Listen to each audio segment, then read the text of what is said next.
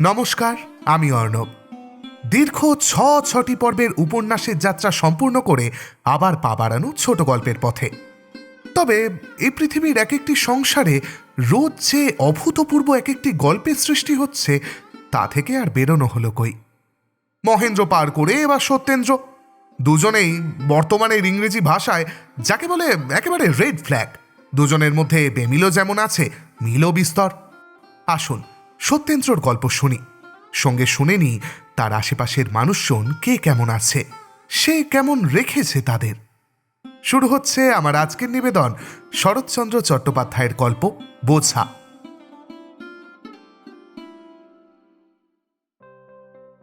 সাগরপুরে আজ মহাধুম। রোশন চৌকি আর ঢাকের বাদ্যে গ্রাম সরগরম। সপ্তাহ ধরিয়া যে কি কাণ্ড বাঁধিয়া গিয়াছে তাহা গ্রামের এবং তৎপার্শ্ববর্তী 4-5 ক্রোশের সকল লোক জানে। এ রাজ্য যজ্ঞে ঢাকঢোলের এমন মহান একত্র সমাবেশ, সানাই দলের এমন আদর্শ ঐক্যভাব, কাংস নির্মিত বাদ্যযন্ত্রের এমন প্রচণ্ড বিক্রম দেখা গিয়াছিল যে গ্রামের লোক ইতিপূর্বে এমন কাণ্ড কখনো আর দেখে নাই। রং বেরং বাদ্যযন্ত্রের সাহায্যে মনুষ্য শ্রেণীর যে আনন্দ কোলাহল উত্থিত হইয়াছে, তাহাতে গ্রামের পশুশালা অত্যন্ত বিরক্ত হইয়া উঠিয়াছে। বিশেষত গরু বাছুরের দল, ঢাকঢোলের আত্মদ্রোহিতায় তাহাদের মর্মপীড়ার আর সীমা নাই। এত সমারোহের কারণ একটা নাবালক 14 বর্ষীয় বালকের বিবাহ। সাগরপুরের জমিদার শ্রীযুক্ত হরদেব মিত্রের একমাত্র পুত্রের বিবাহ উপলক্ষ করিয়াই এমন কাণ্ড বাঁধিয়া গিয়াছে। হরদেব মিত্র বেশ বড় লোক, প্রায় 25-26 হাজার টাকা তাহার বাৎসরিক আয়। পাত্রের নাম শ্রীযুক্ত সত্যেন্দ্র কুমার মিত্র।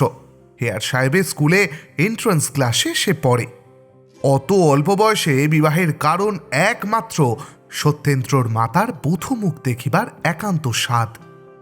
বর্ধমান জেলার দিনাজপুরের জমিদার শ্রীযুক্ত কামাখ্যাচরণ চৌধুরীর কনিষ্ঠা কন্যা সরলার সহিত সত্যেন্দ্রর বিবাহ হইয়া গেল। রাঙা বউ। সত্যেন্দ্র মহা খুশি।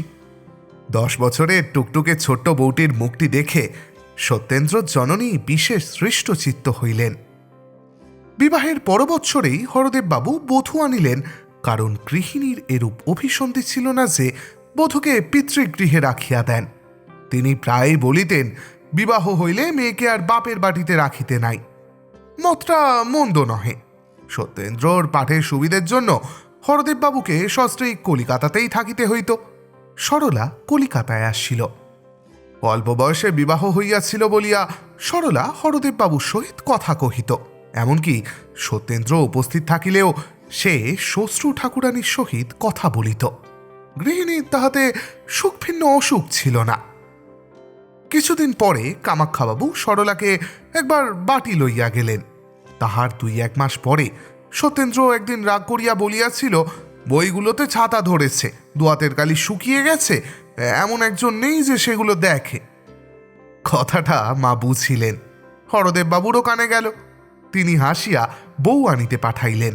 লিখিলেন, আমার বাড়িতে বড় গোলযোগ উপস্থিত হইতেছে, মা ভিন্ন বোধহয় থামিবে না, সুতরাং মাকে পাঠাইয়া দিবেন। আবার সরলা আসিল। সত্যর ছোটখাটো কাজগুলি সেই করিত। বইগুলি ঝাড়িয়া মুছিয়া সাজাইয়া রাখা, কলেজের কাপড় জামাগুলি ঠিক করিয়া রাখা, অর্থাৎ তাড়াতাড়িতে 2 হাতে 2 রকমের বোতাম, কিংবা আহার করিতে অত্যন্ত বিলম্ব হইয়া গিয়াছে, কলেজের 1 ঘন্টা যায় যায় সময় এক পায়ে কার্পেটের অপর পায়ে বার্নিশ করা জুতা সে না পরিয়া ফেলে, ফর্সা জামার ওপর রজক ভবনে শুভাগমনের জন্য প্রস্তুত চাদরের জুলুম না হয়, এইসব কাজগুলি সরলাই দেখিত। সরলা না থাকিলে এসব গণ্ডগোল তাহার প্রায়ই ঘটিত। এমন অন্যমনস্ক লোক কেহ কখনোই দেখে নাই। এ সকল কাজ সরলা ভিন্ন অপর কাহারও দ্বারা হইতও না বটে। আর হইলেও সত্যেন্দ্রর পছন্দ হইত না বলিয়াও বটে, কাজগুলি সরলাই করিত। সুশীলা সরলার বড় দিদি, তাহার ছেলের ভাত। সুতরাং কামাখ্যাবাবু দৌহিত্রের অন্নপ্রাশন উপলক্ষে সরলাকে বাটি লইয়া যাইবার জন্য কলিকাতায় আসিলেন। সরলার দিদি সরলা ও সত্যেন্দ্রকে যাইবার জন্য বিশেষ অনুরোধ করিয়া পত্র লিখিয়াছে। বিশেষ সরলা প্রায় ৩ বৎসর যাবৎ দিনাজপুরে যায় নাই। সত্যেন্দ্রও যখন যাইতে সম্মত হইল, তখন কামাখ্যাবাবু পরমানন্দে জামাতা কন্যা লইয়া দেশে আসিলেন। গৃহিণী বহু দিবসের পর তাহাদিগকে পাইয়া অত্যন্ত আহ্লাদিতা হইলেন। যাহার ছেলের ভাত, সে আসিয়া দুইজনকেই অনেক কথা শুনাইয়া দিল, অনেক রকমে আপ্যায়িত করিল। শুভকর্ম নির্বিঘ্নে সমাধা হইয়া যাইবার পর সত্যেন্দ্র বাড়ি যাইতে চাহিল, কিন্তু গৃহিণী তাহাতে বিশেষ আপত্তি করিলেন, বলিলেন এতদিন পরে এসেছে, আর কিছুদিন থাকতে হবে। সরলাও ছাড়িল না।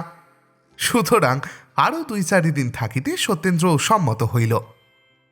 ২-৪টি দিন কাটিয়া গেল, তবু সরলা ছাড়িতে চাহে না। কিন্তু না চাইলেও নহে, পড়াশোনার বিশেষ ক্ষতি হয়, পরীক্ষারও অধিক বিলম্ব নাই। আসিবার সময় সরলা জিজ্ঞাসা করিল, আমাকে আবার কবে নিয়ে যাবে? সত্যেন্দ্র কহিল, যখন যাবে তখনই। তাহা হইলে আমাকে ১০-১২ দিন পরেই নিয়ে যেও। সত্যেন্দ্র অতিশয় আহ্লাদিত হইল, সে এতটা ভাবে নাই। তখন অশ্রুজলের মধ্যে সরলা স্বামীকে বিদায় দিয়া হাসিয়া বলিল, দেখো, আমার জন্য ভেবো না, আর রাত্রি পর্যন্ত পড়ে যেন অসুখ না হয়। রাত্রি ১০টার অধিক না পড়িবার জন্য সরলা বিশেষ করিয়া মাথার দিব্য দিয়া দিল। কি একটা উদাসপাড়া প্রাণ লইয়া সত্যেন্দ্র সেই দিন কলিকাতায় পৌঁছিল। সত্যেন্দ্র একখানা পুস্তক লইয়া বসিয়াছিল। পুস্তকের পৃষ্ঠার সহিত মনের একটা বিষম দ্বন্দ্বযুদ্ধ চলিয়াছিল। সত্যেন্দ্র গণিয়া দেখিল, সমস্ত দিনে মোটে ২৬ লাইন পড়া হইয়াছে। দুঃখিতভাবে সে ভাবিল, বাহ, এইরকম পড়িলেই পাশ হব। ক্রমে দুঃখ ঈষৎ ক্রোধে পরিণত হইল। সে ভাবিল, সমস্তই পোড়ামুখী শরৎ দোষ। এই ৫ দিন এসেছি, একটুকুও পড়তে পারিনি। আগে মনে হতো পড়ার সময় বিরক্ত করে, ১০টার বেশি পড়তে গেলেই আলো নিভিয়ে দেয়, একে কোথাও পাঠিয়ে দিয়ে ভালো করে পড়ব। কিন্তু হলো ঠিক উল্টো, কালই তাকে আনতে যাব, না হলে লজ্জার খাতিরে কি ফেল হব। যাহা হোক, সত্যেন্দ্র এইরূপ একটা মতলব আঁটিতেছিল। কি করিয়া আনাই, কেমন করিয়াই বা বলি, লজ্জা করে। আচ্ছা, এত ভালোই বা বাসিলাম কেমন করিয়া? দুদিন একটা ভৃত্য আসিয়া একখানা টেলিগ্রাম হাতে দিল। সত্যেন্দ্র অতিশয় বিস্মিত হইল। আর ভাবিবার সময় নাই, কোথাকার টেলিগ্রাম? কভার খুলিতে সত্যের হৃৎকম্প হইল। ভিতরে যাহা লেখা ছিল তাহাতে মাথা একেবারে ঘুরিয়া গেল। সরলা পীড়িতা। সেই দিনই হরদেব বাবু সত্যেন্দ্রকে লইয়া দিলজানপুর যাত্রা করিলেন। বাড়ির সম্মুখে কামাখ্যাবাবুর সহিত সাক্ষাৎ হইল। হরদেববাবু চিৎকার করিয়া জিজ্ঞাসা করিলেন, মা কেমন? কামাখ্যাবাবু কহিলেন, আসুন, ভিতরে চলুন। হরদেববাবু ভিতরে গিয়া দেখিলেন সরলা বিশুচিকা রোগে আক্রান্তা। একদিনে সরলাকে যেন আর চেনা যায় না। চক্ষু বসিয়া গিয়াছে, পদ্মের মতো মুখখানিতে কালিমা পড়িয়াছে। বিজ্ঞ হরদেববাবু বুঝিলেন অবস্থা ভালো নহে। চক্ষু মুছিয়া ডাকিলেন, মা সরলা। সরলা চাহিয়া দেখিল, তখনও সরলার বেশ চৈতন্য আছে। কেমন আছো মা? সরলা হাসিয়া বলিল, ভালো আছি তো। দুইজনেই বুঝিল এটা আপোষে মিটমাট হইয়া গেল। সকলে চলিয়া যাইলে সত্যেন্দ্র আসিয়া কাছে বসিল। দারুণ আতঙ্কে কথা বাহির হইল না। তখন জোর করিয়া নীরস ভাঙা ভাঙা গলায় সত্যেন্দ্র ডাকিল, সর। শুষ্ক ভাঙা গলা, ক্ষতি কি? সেই চিরপরিচিত স্বর, সেই আদরের ডাক, সর। এ কি ভুল হয়? সরলা চাহিল। সে হরদেব বাবুকে দেখিয়া পূর্বেই সত্যেন্দ্রর আগমন অনেকটা অনুমান করিয়াছিল। সরলা স্বামীকে তামাশা করিতে বড় ভালোবাসিত। হাসিয়া বলিল, কি নিতে এসেছ? কথা বসিয়া গিয়াছে। এতক্ষণ কোনো মতে সত্যেন্দ্র চক্ষুর জল চাপা দিয়া রাখিয়াছিল। অবস্থা দেখিয়া সে বালির বাঁধ ভাঙিয়া গেল। সত্যেন্দ্র জানিত এ সময় কাঁদিতে নাই, কিন্তু পোড়া চোখের জলের কি সে বিবেচনা আছে? বেশ ধীরে ধীরে স্বচ্ছন্দে তাহারা একটির পর একটি করিয়া ফোঁটায় নামিতে আরম্ভ করিল। তাহারা যে সরলা রঙকে মিশিতেছে। এ অবকাশ তাহাদের কখনো হইয়াছে কি? কখনো হয় নাই। তোমার কিংবা সরলার খাতিরে তাহারা কি সুযোগ ছাড়িয়া দিবে? সরলা স্বামীকে কখনো কাঁদিতে দেখে নাই, সেও কাঁদিল। অনেকক্ষণ পরে চক্ষু মুছিয়া সে বলিল, ছি, কাঁদো কেন? পুরুষ মানুষের কি কাঁদিতে আছে? এ কি বটে সরলা, বেশ বুঝিয়াছ। অন্তর্দাহে তাহারা শুকাইয়া কাঠ হইয়া যাওক, এক ফোঁটা জল যেন না পড়ে। অশ্রু স্ত্রীলোকের জন্য, পুরুষের তাহাতে হাত দিবার অধিকার নাই। যন্ত্রণায় পুড়িয়া যাও, কাঁদিতে পাইবে না, কাঁদিলে স্ত্রীলোক হইয়া যাইবে। সরলা, এ ব্যবস্থা কি তোমরাই করিয়াছ? সরলা স্বামীর হাত আপনার হাতে টিপিয়া ধরিয়া কাঁদিয়া বলিল, পরজন্মে বিশ্বাস করো। সত্যেন্দ্র কাঁদিতে কাঁদিতে বলিল, করতাম কিনা জানি না, কিন্তু আজ হতে সম্পূর্ণ বিশ্বাস করব। সরলার মুখে ঈষৎ হাসির চিহ্ন প্রকাশ পাইল। ঔষধ খাওয়াইবার সময় হইয়াছে দেখিয়া কামাক্ষাবাবু, হরদেববাবু এবং ডাক্তারবাবু কক্ষে প্রবেশ করিলেন। ডাক্তার নাড়ি টিপিয়া বলিলেন, আশা বড় কম, তবে ঈশ্বরের ইচ্ছা। ঈশ্বরের ইচ্ছায় পরদিন বেলা 7টার সময় সরলার মৃত্যু হইল। সন্ধ্যার সময় হরদেববাবু সত্যেন্দ্রকে লইয়া কলিকাতায় ফিরিলেন। কি যেন একটা হইয়া গিয়াছে। রাজশয্যায় শয়ন করিয়া ইন্দ্রত্বের সুখ কথঞ্চিত উপলব্ধি করিতেছিলাম, টানিয়া কে যেন সে সুখের স্বপ্নটুকু ভাঙিয়া দিয়াছে। অর্ধরাত্রে উঠিয়া বসিয়াছি, ঘুম ভাঙিয়া গিয়াছে। আমার আজীবন সহচর সেই অর্থচ্ছিন্ন খট্টায় শুইয়া আছে। আমি কাঁদিব না হাসিব? সুখের স্রোতে অনন্তে ভাসিয়া যাইতেছিলাম, হঠাৎ যেন একটা অজানা দলের পাশে আবদ্ধ হইয়া গিয়াছি। আর বুঝি কখনো ভাসিয়া যাইতে পাইব না। সব যেন উল্টাইয়া গিয়াছে। জীবনের কেন্দ্র পর্যন্ত কে টানিয়া পরিধির বাহিরে লইয়া গিয়াছে। কিছুই যেন ঠাওর হয় না। এ কি হইল? নিশীথে সত্যেন্দ্রনাথ জানালায় বসিয়া সাগরপুরের অন্ধকার দেখিতেছিল। গাছগুলা কি একটা নিস্তব্ধ ভাব সত্যেন্দ্রর সহিত যেন বিনিময় করিতেছিল। শোঁ শোঁ করিয়া নৈশ বাতাস বহিয়া গেল। কিছু বলিয়া গেল কি? বলিল বই কি, সেই এক কথা। সব জিনিসেই সেই এক কথা বলিয়া বেড়ায়। হইয়াছে কি, পাপিয়ার চোখ গেল বলে না, ঠিক যেন বলে মরে গেল। বউ কথা কও পাখিও আর আপনার বোল বলে না, সেও বলে বউ মরে গেছে। সব জিনিস ওই একই কথা বারবার কহিয়া বেড়ায় কেন? শোষ করিয়া নৈশ বাতাস যেন ওই কথাই কহে, নেই নেই, সে নেই। কেমন আছো সত্য? মাথাটা কি বড় ধরিয়াছে বলিয়া বোধ হয়? সে তো আজ অনেক দিন হইল। একটু শোও না ভাই, চিরদিন কি একইভাবে ওই জানালায় বসিয়া থাকিবে? সত্যেন্দ্র অন্ধকারে নক্ষত্র দেখিতেছিল। যেটি সর্বাপেক্ষা ক্ষীণ, সেটিকে বিশেষ পর্যবেক্ষণ করিয়া দেখিতেছিল। চক্ষু মুদিতে সাহস হয় না, পাছে সেটি হারাইয়া যায়। দেখিতে দেখিতে ক্লান্ত হইলে সেইখানেই সে ঘুমাইয়া পড়ে। প্রভাতে নিদ্রাভঙ্গ হইলে আবার সেটিকে দেখিবার চেষ্টা করে।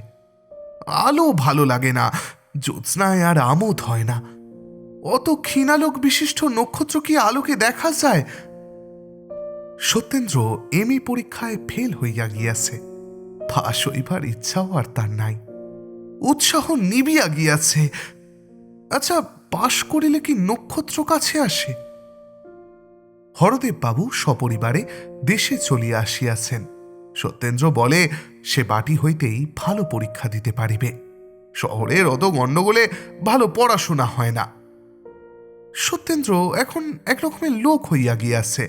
মুখখানা দেখিলে বোধ হয় যেন বহুদিন কিছু খাইতে পায় নাই, যেন মস্ত পীড়া হইতে সম্প্রতি আরোগ্য লাভ করিয়াছে। দুপুরবেলায় সত্য ঘরের দরজা বন্ধ করিয়া দিয়া ফটোগ্রাফ ছাড়িয়া থুলা পরিষ্কার করে, নিজের পুরাতন পুস্তকগুলি সাজাইতে বসে। হারমোনিয়ামের ঝাঁপ খুলিয়া মিছিমিছি পরিষ্কার করে। সরলার পরিষ্কৃত পুস্তকগুলি আরও পরিষ্কার করে। ভালো ভালো কাগজ খাম লইয়া সরলাকে পত্র লিখিয়া কি একটা শিরোনাম দিয়া নিজের বাক্সে বন্ধ করিয়া রাখে। সত্যেন্দ্রনাথ, তুমি একা নও। অনেকের কপাল তোমারই মতো অল্প বয়সে পুড়িয়া যায়। সকলে কি তোমার মতো পাগল হয়? সাবধান সত্য, সকলেরই একটা সীমা আছে। স্বর্গীয় ভালোবাসারও একটা সীমা নির্দিষ্ট আছে। যদি সীমা ছাড়াইয়া যাও, কষ্ট পাইবে, কেহ রাখিতে পারিবে না। সত্যেন্দ্র জননী বড় বুদ্ধিমতী। তিনি একদিন স্বামীকে ডাকিয়া বলিলেন, সত্য আমার কি হয়ে গিয়েছে দেখেছ? কর্তা বলিলেন, দেখছি তো, কিন্তু কি করি? আবার বিবাহ দাও। ভালো বউ হলে সত্য আবার হাসবে, আবার কথা কবে। সেদিন সত্য আহার করিতে বসিলে জননী বলিলেন, আমার একটা কথা শুনবে? কি? তোমাকে আবার বিবাহ করতে হবে। সত্য হাসিয়া কহিল, এই কথা? তা বুড়া বয়সে আবার ওসব কেন? মা পূর্ব হইতেই অশ্রু সঞ্চিত করিয়াছিলেন, সেগুলি এখন বিনা বাক্য ব্যয়ে নামিতে আরম্ভ করিল। মা চক্ষু মুছিয়া বলিলেন, বাবা, এই 21 বছর বয়সে কেউ বুড়ো হয় না, কিন্তু সরলার কথা মনে হলে এ সবার মুখে আনিতে ইচ্ছে হয় না। কিন্তু আমি আর একা থাকিতে পারি না। পরদিন প্রাতে হরদেববাবু সত্যেন্দ্রকে ডাকিয়া ওই কথাই বলিলেন। সত্যেন্দ্র কোনো উত্তর দিল না। হরদেববাবু বুঝিলেন মৌন ভাব সম্মতির লক্ষণ মাত্র। সত্যেন্দ্র ঘরে আসিয়া সরলার ফটোর মুখের সামনে দাঁড়াইয়া কহিল, শুনছ সর, আমার বিয়ে হবে। ফটোগ্রাফ কথা কহিতে পারে না। আচ্ছা, পারিলে কি বলতো বলুন তো? বেশ তো বলিত কি? সত্যেন্দ্রর এবার কলিকাতায় বিবাহ হইল। শুভ দৃষ্টির সময় সত্যেন্দ্র দেখিল মুখখানি বড় সুন্দর।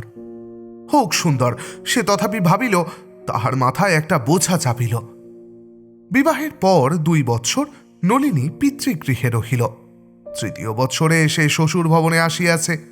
গৃহিণী নূতন বধূর চাঁদপানা মুখ দেখিয়া আবার সরলাকে ভুলিবার চেষ্টা করিলেন, আবার সংসার পাতিবার চেষ্টা করিলেন। রাত্রে যখন 2 জনে পাশাপাশি শুইয়া থাকে, তখন কেহই কাহার সাথে কথা কহে না। নলিনী ভাবে, কেন এত অযত্ন? সত্য ভাবে, এ কোথাকার কে যে আমার সরজ জায়গায় শুইয়া থাকে? নূতন বধূ লজ্জায় স্বামীর সহিত কথা কহিতে পারে না। সত্যেন্দ্র ভাবে, কথা কহে না ভালোই। একদিন রাত্রে সত্যেন্দ্রর ঘুম ভাঙিয়া যাইলে সে দেখিল শয্যায় কেহ নাই। ভালো করে চাহিয়া দেখিল কে একজন জানালায় বসিয়া আছে। জানালা খোলা, খোলা পথে জ্যোৎস্নালোক প্রবেশ করিয়াছে। সেই আলোকে সত্যেন্দ্র নলিনীর মুখের কিয়দাংশ দেখিতে পাইল। ঘুমের ঘোরে জ্যোৎস্নার আলোকে মুখখানি বড় সুন্দর দেখাইল। কান পাতিয়া সে শুনিল নলিনী কাঁদিতেছে। সত্য ডাকিল, নলিনী। নলিনী চমকিয়া উঠিল। স্বামী আহ্বান করিয়াছেন। অন্য মেয়ে কি করিত জানি না, কিন্তু নলিনী ধীরে ধীরে আসিয়া নিকটে বসিল। সত্যেন্দ্র বলিল, কাঁদছ কেন? অশ্রুবেগ দ্বিগুণ মাত্রায় বহিতে লাগিল। তাহার 16 বৎসর বয়সে স্বামীর এই আদরের কথা।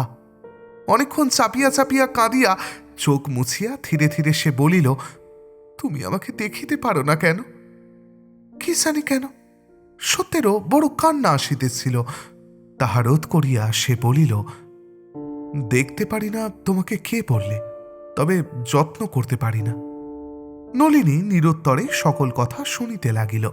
সত্যেন্দ্র কিছুক্ষণ নীরব থাকিয়া বলিল, ভেবেছিলাম এ কথা কাকেও বলবো না, কিন্তু না বলেও কোনো লাভ নেই। তোমাকে কিছু গোপন করব না। সকল কথা খুলে বললে বুঝতে আমি এমন কেন। আমি এখনো সরলাকে, মানে আমার প্রথম স্ত্রীকে ভুলতে পারিনি। ভুলবো এমন ভরসাও করি না, আর ইচ্ছাও করি না। তুমি হতভাগ্যের হাতে পড়েছ। তোমাকে কখনো সুখী করতে পারবো এ আশা মনে হয় না। জানো, আমি নিজের ইচ্ছে তোমাকে বিবাহ করিনি। নিজের ইচ্ছে তোমাকে ভালোবাসতে পারবো না। গভীর নিশীথে 2 জনে অনেকক্ষণ এইভাবে বসিয়া রহিল। সত্যেন্দ্র বুঝিতে পারিল নলিনী কাঁদিতেছে। সে কাঁদিয়াছিল কি? একে একে সরলার কথা মনে পড়িতে লাগিল। ধীরে ধীরে সেই মুখখানি হৃদয়ে জাগিয়া উঠিল। সেই নিতে এসেছ মনে পড়িল। অনাহুত অশ্রু সত্যেন্দ্র নয়ন রোধ করিল। তাহার কণ্ঠ বাহিয়া ধীরে ধীরে ছড়িয়া পড়িল।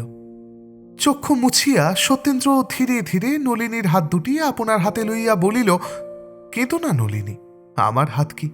নিষেদিন অন্তরে আমি কি যন্ত্রণায় যে ভোগ করি তা কেউ জানে না। মনে বড় কষ্ট, জানো। এই কষ্ট যদি কখনো যায় তাহলে হয়তো তোমাকে ভালোবাসতে পারবো, হয়তো তোমাকে আবার যত্ন করতে পারবো। আচ্ছা, এই বিষাদপূর্ণ স্নেহমাখা কথার মূল্য কয়জন বোঝে? নলিনী বড় বুদ্ধিমতী, সে স্বামীর কষ্ট বুঝিল। স্বামী তাহাকে ভালোবাসে না এ কথা সে তাহার মুখে শুনিল, তথাপি তাহার অভিমান হইল না।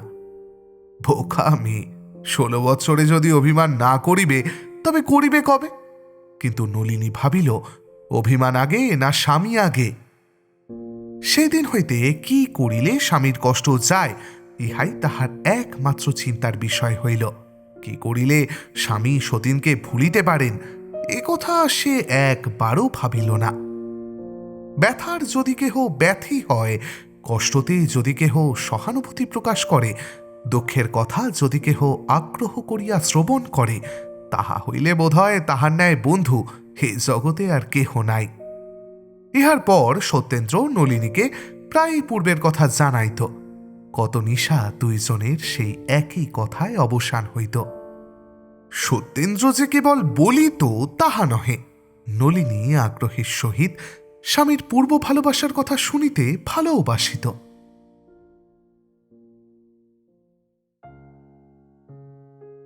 2 বৎসর গত হইয়াছে।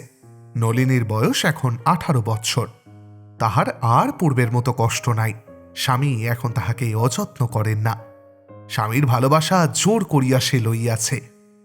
যে জোর করিয়া কিছু লইতে জানে সে তাহা রাখিতেও জানে। তাহার এখন আর কোনো কষ্টই নাই। সত্যেন্দ্রনাথ এখন পাবনার ডেপুটি ম্যাজিস্ট্রেট। স্ত্রীর যত্নে, স্ত্রীর ঐকান্তিক ভালোবাসায় তাহার অনেক পরিবর্তন হইয়াছে।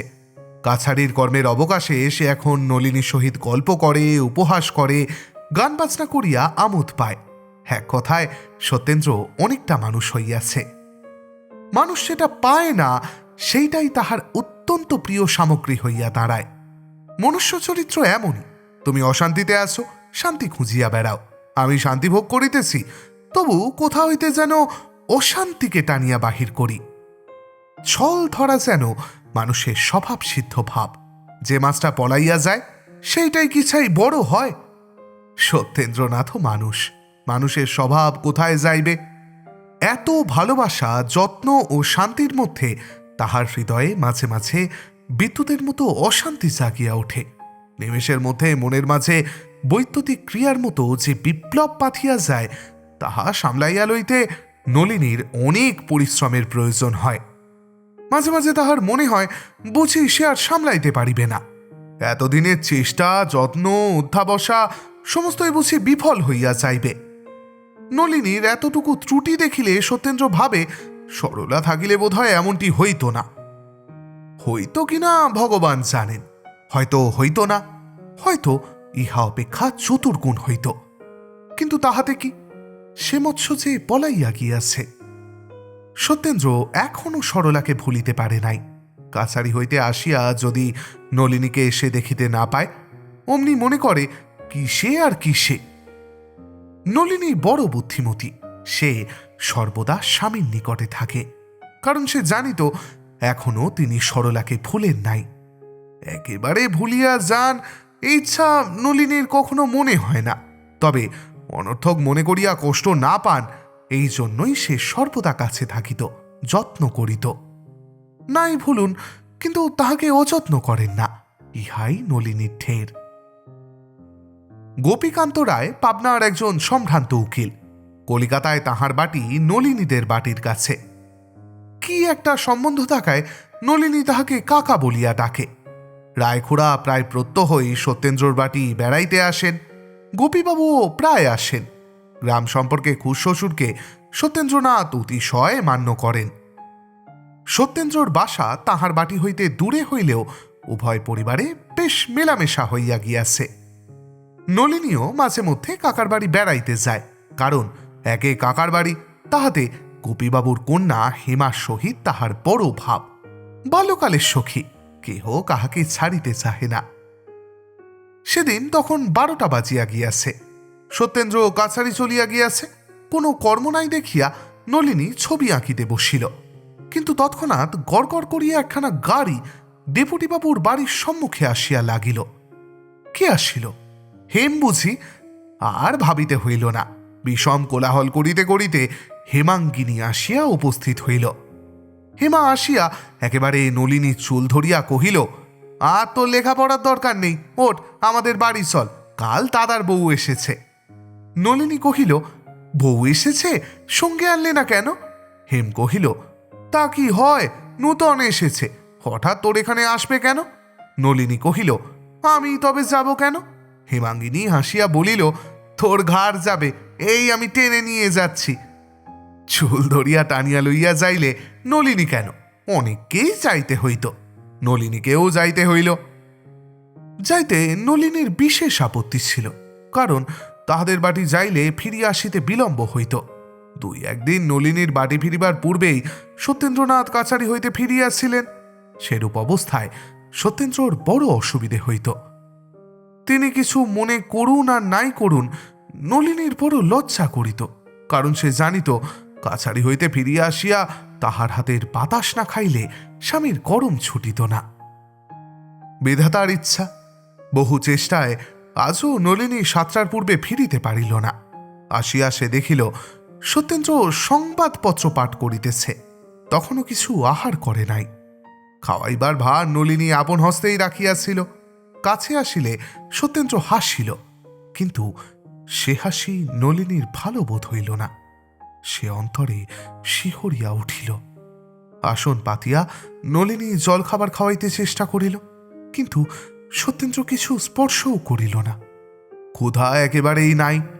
বহু সাধ্য সাধনাতেও সে কিছুই খাইল না। নলিনী বুঝিল এ অভিমান কেন।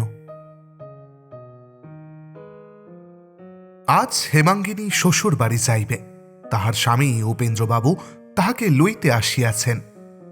নলিনী বহু দিবস হেমার সহিত দেখা করিতে যায় নাই, তাই আজ হেমা অনেক দুঃখ করিয়া তাহাকে যাইতে লিখিয়াছে।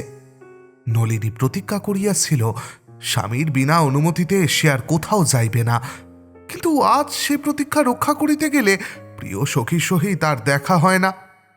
নলিনী বড় বিপদে পড়িল। হেমা লিখিয়াছে তাহারা 3টা ট্রেনে রওনা হইবে। তাহা হইলে স্বামীর অনুমতি লওয়া কি করিয়া হয়?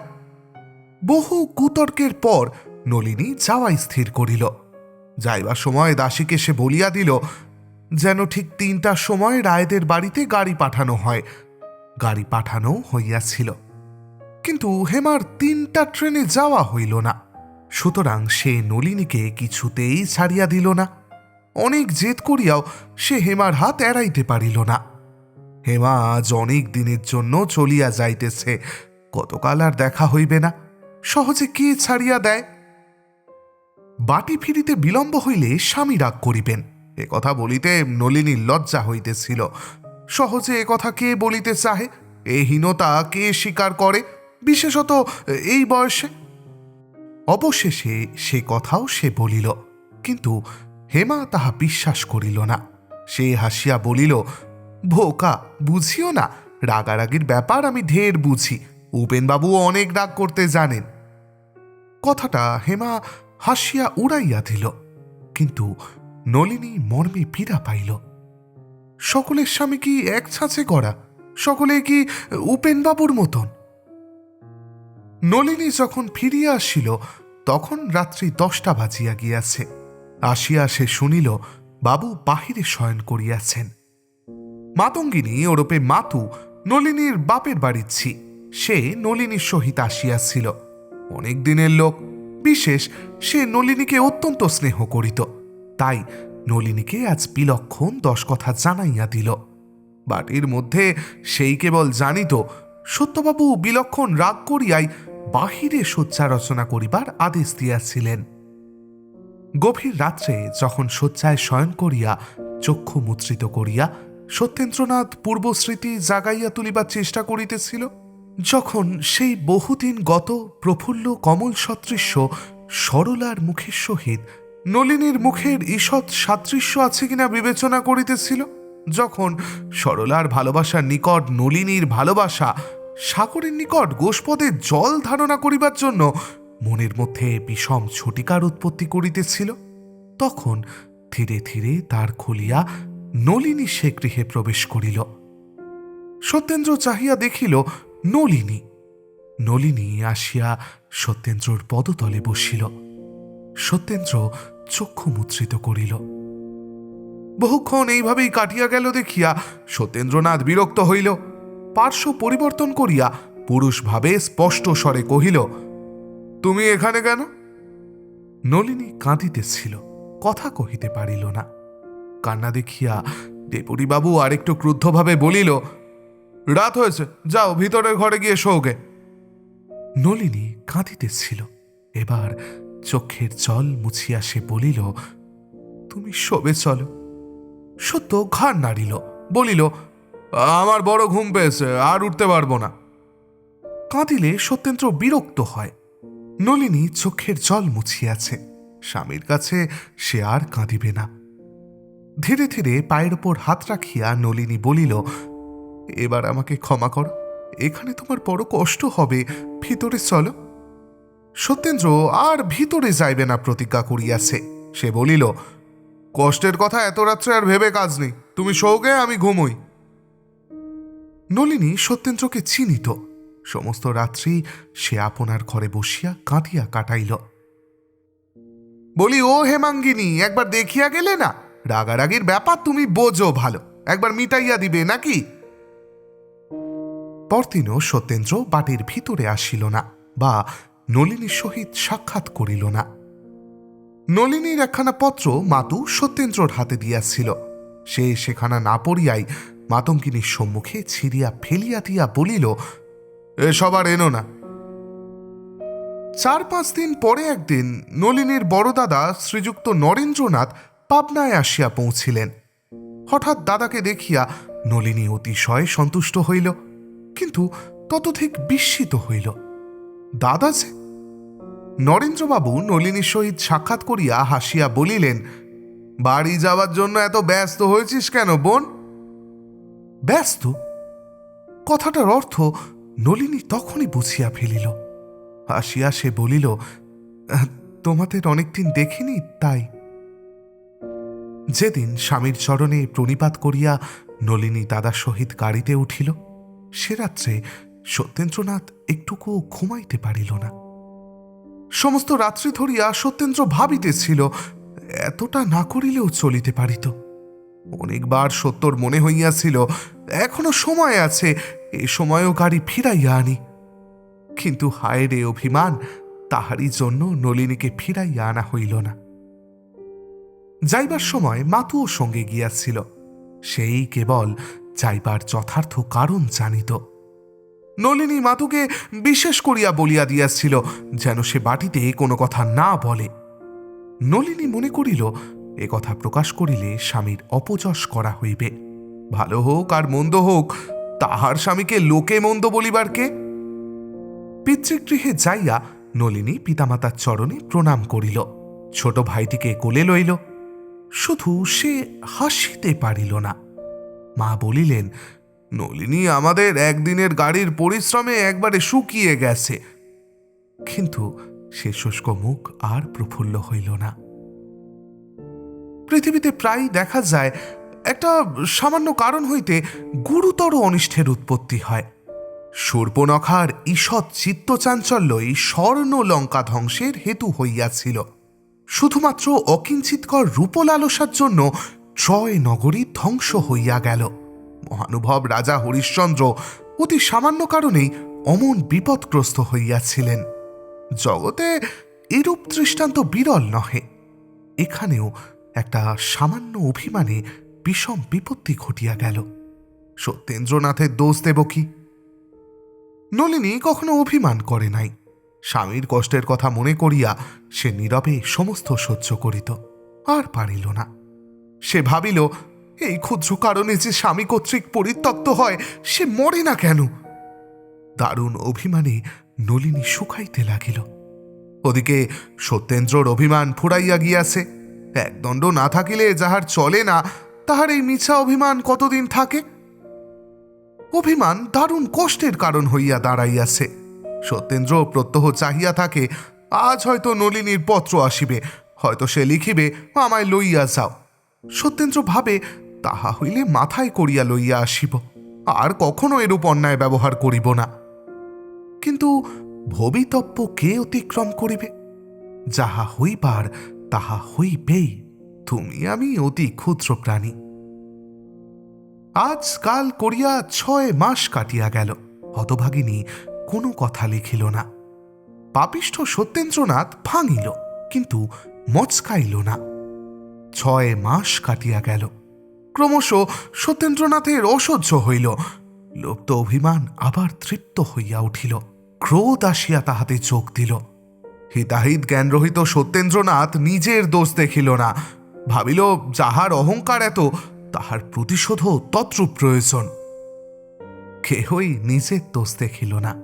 সেই অর্থমিলিত হৃদয় দুইটি আবার চিরকালের জন্য বিভিন্ন হইয়া চলিল।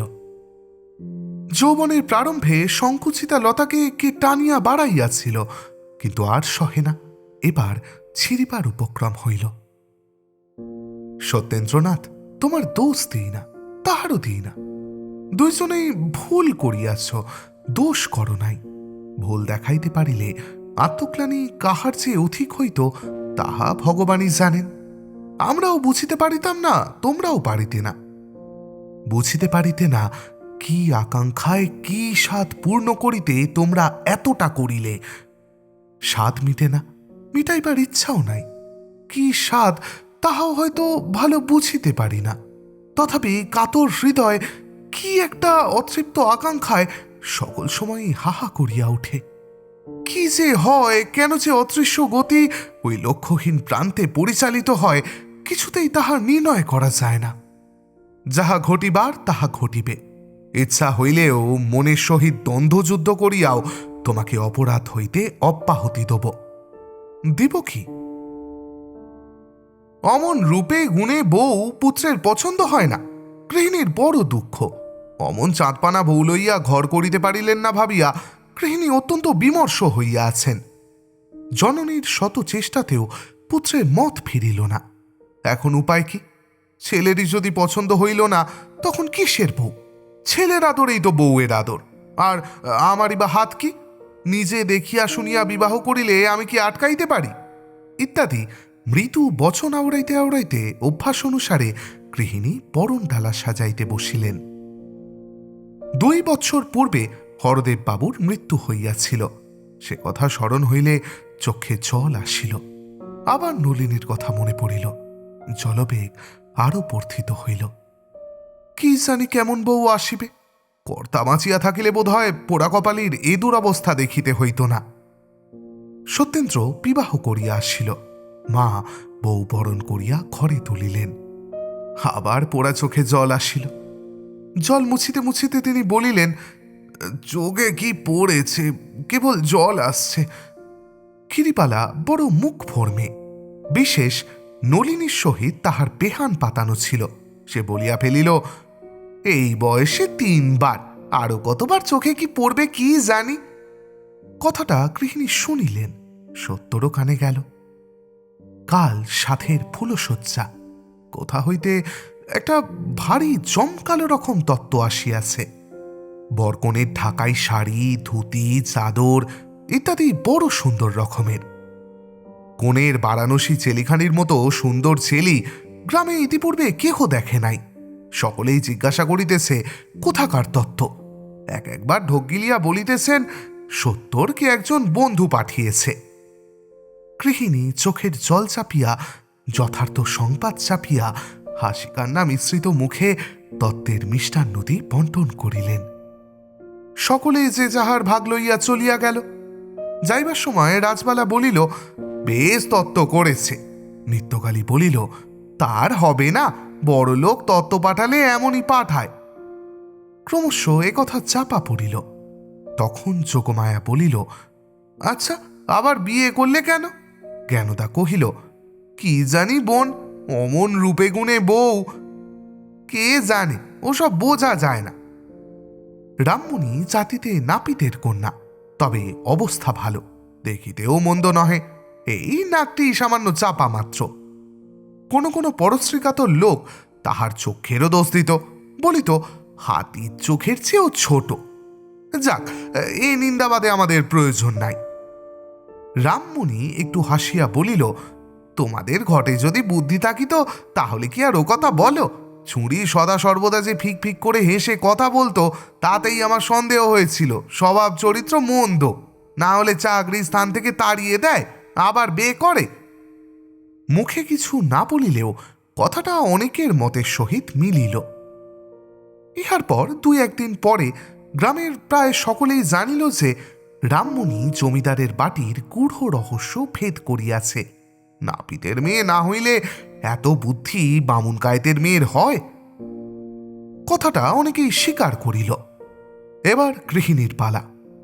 একথা যখন তাহার কানে গেল, তিনি ঘরের কপাট বন্ধ করিয়া একেবারে ভূমি লুটাইয়া পড়িলেন। আমার নলিনী কুলোটা! কি জানি কেন গৃহিণী সরলা অপেক্ষা নলিনীকে অধিক ভালোবাসিয়াছিলেন। জন্মের মতো সেই নলিনীর কপাল ভাঙিয়া গিয়াছে। গৃহিণী মনে মনে ভাবিলেন, সত্য হয় ভালোই, না হয় আমি নলিনীকে লইয়া কাশিবাসী হইব। পোড়া কপালির এ জন্মের মতো সব সাথী তো মিটিয়াছে। তখন তিনি দ্বার খুলিয়া মাতুকে ডাকিয়া আনিয়া আবার দ্বার বন্ধ করিলেন। মাতুই তত্ত্ব লইয়া আসিয়াছিল। দুইজনেই চক্ষুচলের বহু বিনিময় হইল। কেমন করিয়া নলিনীর সোনার বর্ণ কালি হইয়াছে, কি অপরাধে সত্যেন্দ্র তাহাকে পায়ে ঠেলিয়াছে, কত কাতর বচনে সে ঠাকুরানীকে প্রণাম জানাইয়াছে, ইত্যাদি বিবরণ মাতঙ্গিনী বেশ করিয়া পিনাইয়া পিনাইয়া চক্ষু মুছিতে মুছিতে গৃহিণীকে শুনাইল। শুনিতে শুনিতে গৃহিণীর পূর্ব স্নেহ শত গুণ বর্ধিত হইয়া আসিল। পুত্রের উপর দারুণ অভিমান জন্মিল। মনে মনে তিনি ভাবিলেন, আমি কি সত্যর কেহ নহি? আমার কি একটা কথাও থাকিবে না? আমি আবার নলিনীকে গৃহে আনিব। অমল লক্ষ্মীর কি এ দশা হইতে আছে? সেই দিন সন্ধ্যার পর জননী পুত্রকে ডাকিয়া বলিলেন, নলিনীকে নিয়ে এসো। পুত্র ঘাড় নাড়িয়া বলিল, না। জননী কাঁদিয়া ফেলিলেন, বলিলেন, ওরে, আমার নলিনীর নামে গ্রামময় কলঙ্ক রটেছে যে, তুই তার স্বামী, তার মান রাখবি নে। কিসের কলঙ্ক? অমন করে তাড়িয়ে দিয়ে আর একটা বিয়ে করলে আমি কার মুখ বন্ধ করব? মুখ বন্ধ করে কি হবে? তবু আনবি নে? না। জননী অতিশয় ক্রুদ্ধা হইলেন। কিরূপ ক্রুদ্ধা হইতে হইবে এবং তখন কি কথা বলিতে হইবে তাহা তিনি পূর্ব হইতেই স্থির করিয়া আসিয়াছিলেন। সুতরাং কিছু ভাবিতে হইল না। বলিলেন, তবে কালই আমায় কাশী পাঠিয়ে দে, আমি এখানে আর এক দণ্ডও থাকিতে চাই না। সত্য আর সে সত্য নাই। সরলার আদরের ধন, ক্রীড়ার দ্রব্য, শখের জিনিস, অন্যমনস্ক উচ্চমনা সরল হৃদয়ে প্রফুল্ল বদন স্বামী। নলিনীর বহু যত্নের, বহু ক্লেশের মনের মতো সত্যেন্দ্রনাথ আর নাই। সেও বুকে পাষাণ চাপাইয়াছে। লজ্জা সরম হিতাহিত জ্ঞান সকলই হারাইয়াছে। সে অনায়াসে বলিল, তোমার যেখানে ইচ্ছে হয় যাও, আমি আর কাকেও আনতে পারবো না। সত্যের মুখে এ কথা শুনিবেন মা তাহা স্বপ্নেও ভাবেন নাই। কাঁদিতে কাঁদিতে চলিয়া গেলেন। যাইবার সময় একবার বলিলেন, বউ আমার কুলোটা না, তা বেশ জানো। গ্রামের লোকে যা ইচ্ছা হয় বলুক, কিন্তু আমি কখনো তা বিশ্বাস করব না। পরদিন পিসিমা সত্যেন্দ্রকে ডাকিয়া বলিলেন, তোমার এক বন্ধু তত্ত্ব করেছে, দেখেছ কি? সত্য ঘাড় নাড়িল, বলিল, না। কে বন্ধু? জানি না, বসো, কাপড়গুলো নিয়ে আসি। অল্পক্ষণ পরে পিসিমা একতারা কাপড় লইয়া আসিলেন। সত্য দেখিল বেশ মূল্যবান বস্ত্র। সে বিস্মিত হইল, কোন বন্ধু পাঠাইয়াছে? ছেলেখানি বেশ করিয়া দেখিতে দেখিতে সে লক্ষ্য করিল এখনই কি একটা বাঁধা আছে। খুলিয়া দেখিল একখানা ক্ষুদ্র পত্র। হস্তাক্ষর দেখিয়া সত্যেন্দ্রর মাথা ঝাঁত করিয়া উঠিল। লেখা আছে, ভগিনী, স্নেহের উপহার প্রত্যাখ্যান করিতে নাই। তোমার দিদি যাহা পাঠাইল গ্রহণ করিও। সে রাত্রের ফুলশয্যা সত্যেন্দ্রর পক্ষে কণ্টক শয্যা হইল। যুবার অভিমান কোনো বালকে দেখিয়াছ কি? সত্যেন্দ্রর ন্যায় অভিমান করিয়া এতটা অনর্থপাত করিতে কোনো বালককে দেখিয়াছ কি? ছেলেবেলায় পুস্তক লইয়া খেলা করিতাম বলিয়া পিতার নিকট শাস্তি ভোগ করিয়াছি। সত্যেন্দ্রনাথ, তুমি হৃদয় লইয়া খেলা করিয়াছ, শাস্তি পাইবে ভয় হয় না? তোমরা যুবা, সমস্ত সংসারটাই তোমাদের সুখের নিকেতন। কিন্তু বলো দেখি, তোমাদের কাহারও কি এমন একটা সময় আসে নাই যখন প্রাণটা বাস্তবিকই ভারবোধ হইয়াছে, যখন জীবনের প্রত্যেক গ্রন্থিগুলি শ্লথ হইয়া ক্লান্তভাবে ঢলিয়া পড়িবার উপক্রম করিয়াছে? না হইয়া থাকে একবার সত্যেন্দ্রনাথকে দেখো। ঘৃণা করিতে ইচ্ছা হয়, স্বচ্ছন্দে ঘৃণা করো। ঘৃণা করো, সহানুভূতি প্রকাশ করিও না। ঘৃণা করো, কিচ্ছু বলিবে না। দয়া করিও না, মরিয়া যাইবে। পাপী যদি মরিয়া যায়, প্রায়শ্চিত্ত ভোগ করিবে কে? সত্যেন্দ্র শ্রান্ত জীবনের প্রত্যেক দিন এক একটি দুঃসহ বোঝা লইয়া আসে। সমস্ত দিন ছটফট করিয়াও যেন সে বোঝা নামাইতে পারে না। সত্যেন্দ্রর মাঝে মাঝে বোধ হয় যেন তাহার অতীত জীবন সমস্ত বিস্মৃত হইয়া গিয়াছে। শুধু কিছুতেই ভুলিতে পারে না তাহার সাথে নলিনী পাবনায় চরিত্রহীনা হইয়াছিল, তাই সে তাহার স্বামী কর্তৃক পরিত্যক্ত হইয়াছে। প্রায় 2 মাস হইল সত্যেন্দ্রনাথের বিবাহ হইয়াছে। আজ একটি পত্র ও একটি ছোট্ট পার্সেল আসিয়া সত্যেন্দ্রর নিকট পৌঁছিল। পত্রটি নলিনীর দাদা নরেন্দ্রবাবুর। সেখানেই, সত্যেন্দ্রবাবু, অতি অনিচ্ছা সত্ত্বেও যে পত্র আপনাকে লিখিতেছি সে কেবল আমার প্রাণাধিকা ভগিনী নলিনীর জন্য। মৃত্যুর পূর্বে সে অনেক করিয়া বলিয়া গিয়াছে যেন এই অঙ্গুরীয়টি আপনার নিকট পুনঃ প্রেরিত হয়। আপনার নামাঙ্কিত অঙ্গুরীয়টি পাঠাইলাম। ভগিনীর ইচ্ছা ছিল এইটি আপনার নূতন স্ত্রীকে পড়াইয়া দেন। ভরসা করি তাহার আশা পুরিবে। আর মৃত্যুর পূর্বে সে আপনাকে বিশেষ করিয়া অনুনয় করিয়া গিয়াছে যেন তাহার ছোট ভগিনীটি ক্লেশ না পায়। শ্রী নরেন্দ্রনাথ। নলিনীর যখন একটি ছোট্ট পুত্র সন্তান হইয়া মারা যায়, সত্যেন্দ্রনাথ এই অঙ্গুরীয়টি তাহার হস্তে পড়াইয়া দিয়াছিল। সে কথা মনে পড়িয়াছিল কি? সত্যেন্দ্রনাথ আর পাবনায় যান নাই। যে কারণেই হোক, মাতা ঠাকুরানী আর কাশীবাসী হইতে পারিলেন না। নূতন বধূর নাম ছিল বিধু। বিধু বোধ হয় পূর্বজন্মে নলিনীর ভগিনী ছিল।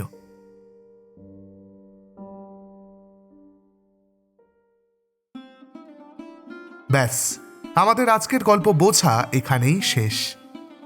অভিধানে এই বোঝা শব্দটির 2টি মানে হয়। দাঁড়ান, আপনাদের উদাহরণ দিয়ে বোঝাই। কিছু মানুষ হয় যারা কি চায় তা বোঝা যায় না। আবার তারা নিজেদের আবেগের, আত্মকেন্দ্রিকতার, জেদের বোঝা একের পর এক মানুষের ঘাড়ে চাপিয়ে দেয়, আর তারাও নির্দ্বিধায় তাদের ঘাড় এগিয়ে দেন। বর্তমান সমাজের আরও একটি প্রচলিত শব্দ আছে, শুনেছেন আপনারা? কর্মা। সেও নির্দ্বিধায় তাকে এড়িয়ে চলে যায়। আচ্ছা যাক, সেসব কথা থাক। এবার আমায় বিদায় দিন দেখি। খুব তাড়াতাড়ি ফিরছি নতুন গল্প নিয়ে। ততদিন খুব ভালো থাকবেন আর খুব ভালো রাখবেন। শুভরাত্রি।